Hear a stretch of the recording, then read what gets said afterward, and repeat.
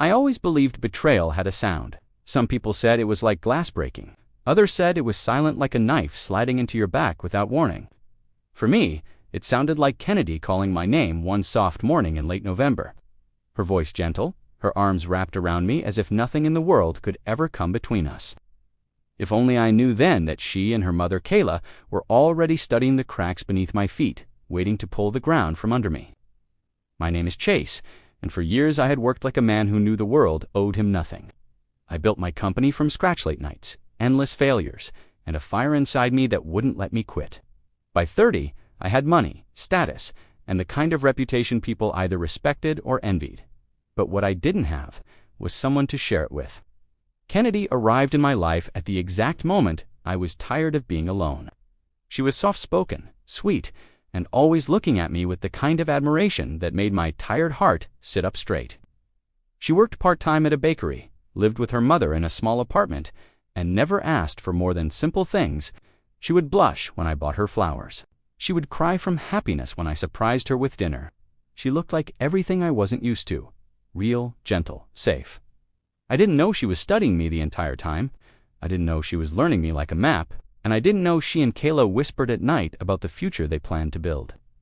Using my name, the first clue came through Ayden, my brother. He was younger than me, always quick to notice the things I ignored. One night he dropped by my penthouse without warning, sank into the couch, and looked at me with that expression he reserved for moments before delivering bad news. "You sure about Kennedy?" he asked. My jaw tightened. Why wouldn't I be? He hesitated, scratching the back of his neck. "I saw her with her mom outside your building yesterday. They looked excited, like they were planning something big. Kayla even said, 'Once you're married, everything will change.'" I laughed it off. Probably just wedding nerves. Ayden didn't smile. "Chase, be careful. I don't trust Kayla." I shrugged it away, but something inside me shifted tonally for a moment. I trusted Kennedy. She was humble. She was loyal. She loved me, or at least that's what I told myself. The second clue came a week later. Kennedy started talking about moving into my home after the wedding. That wasn't the strange part. The strange part was her mother suddenly developing a habit of dropping by. I'd come home from meetings and find Kayla lounging on my couch, sipping tea like she owned the place. "Chase, you need warmer lighting in here," she'd say. Or, "This rug, too expensive. It makes you look showy." Or, "You should move the home office to the guest room. Kennedy needs a space for herself." She said it all with a smile that didn't reach her eyes. Kennedy never corrected her. It was like my home had become theirs long before I agreed to anything. The third clue hurt the most. One evening, I heard Kennedy whispering in the kitchen. I almost turned away, thinking she was talking to a friend, but then I heard the words that made my stomach drop. "He's soft, Mom. Yes, I know. I'm working on it. Just trust me." Working on what? Soft, about what? I stepped forward, and Kennedy's voice snapped quiet. When she came out, she wore her usual bright smile, but her eyes flickered for half a second. "Who were you talking to?" I asked. She laughed lightly. "Just the bakery owner. They're short on staff for the holiday rush." But I had heard the word Mom, and Kayla never had boundaries with her daughter. Still, I wanted to believe her so badly that I forced myself to accept her lie. That night, Kennedy curled into my arms, whispering how much she loved me. I told myself not to overthink. I didn't know I was walking deeper into their plan. The real storm began the night I announced my upcoming business expansion. It was a massive project, global reach, new investors, and millions on the line. The media called it the rise before the empire. And in that moment, Kayla smiled brighter than Kennedy. She clapped her hands dramatically. "Chase, this is perfect. You can put everything in both your names now. That way, Kennedy is protected." My brows knit. Protected from what? Kayla waved a hand. "Accidents? Problems? You never know. Better to secure everything, joint accounts, joint signatures, joint ownership. You're about to be huge. You don't want Kennedy left out, do you?" She said it sweetly, but I heard the sharpened edge beneath the sugar. Kennedy looked at me with pleading eyes. "It's about being a family."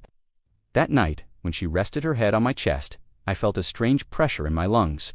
Love shouldn't feel like drowning. I didn't say yes, but I didn't say no. And that was their opening. Ayden saw everything I ignored. One evening, he stormed into my office, slamming a folder on my desk. "You need to look at this," he said breathlessly.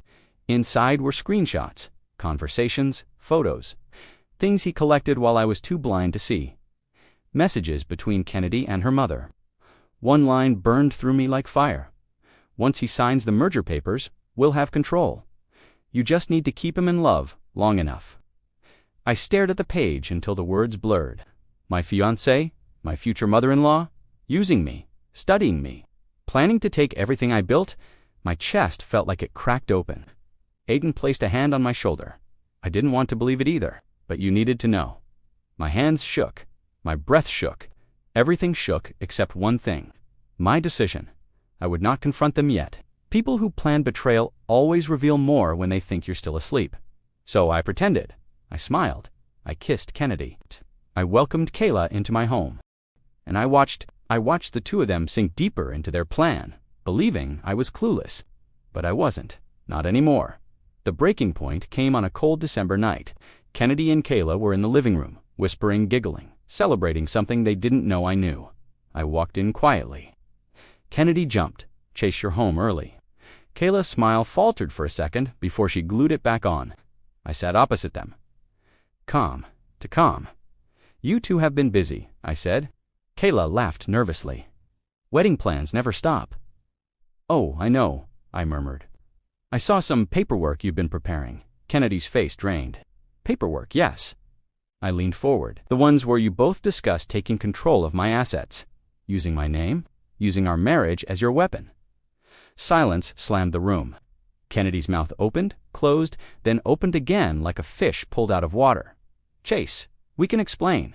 "No," I said softly. "You can't." Kayla stood up, her voice rising. "You owe Kennedy a stable future. You owe her security. I owe her nothing she tried to steal." Kennedy's eyes filled instantly. "Chase, please." I didn't mean I stood, calm, controlled, dangerous. "You studied me," I whispered. "You memorized me. You planned everything, thinking I'd be too blind to see." I paused, "But you forgot one thing." Her breath hitched. "What?" "I don't lose."